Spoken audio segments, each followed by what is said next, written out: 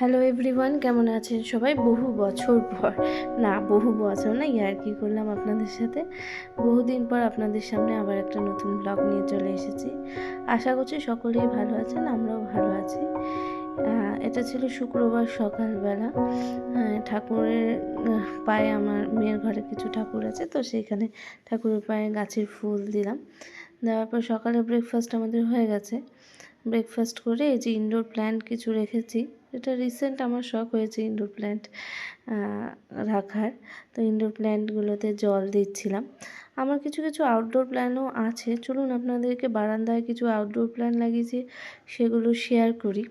এই যে চার রকমের বগনভেলিয়া গাছ, সেটা আমাকে আমার যে ফুল দেন উনি দিয়ে গেছেন। কালারগুলো খুব সুন্দর। সকালবেলা উঠে এই ফুলগুলো দেখলে না সত্যিই মনটা ভালো হয়ে যায়, একটা কেমন যেন পজিটিভ এনার্জি আসে।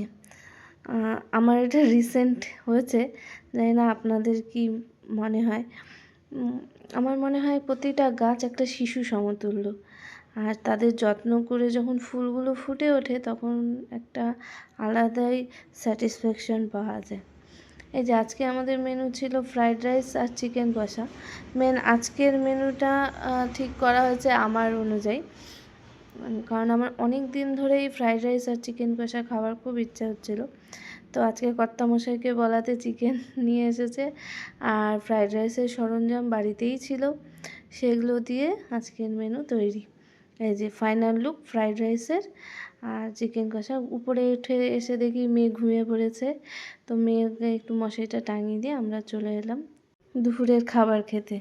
এই যে ফ্রাইড রাইস পাতে পড়ে গেছে, আর চিকেনটা আমার বর সার্ভ করছে।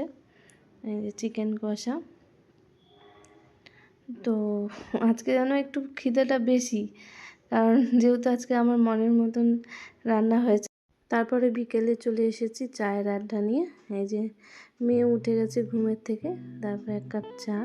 আমি সাধারণত লাল চাই খাই, দুধ চা আগে খেতাম, তো নানা রকম শারীরিক সমস্যার কারণে আর দুধ চাটা এখন খেয়ে হজম করতে পারি না।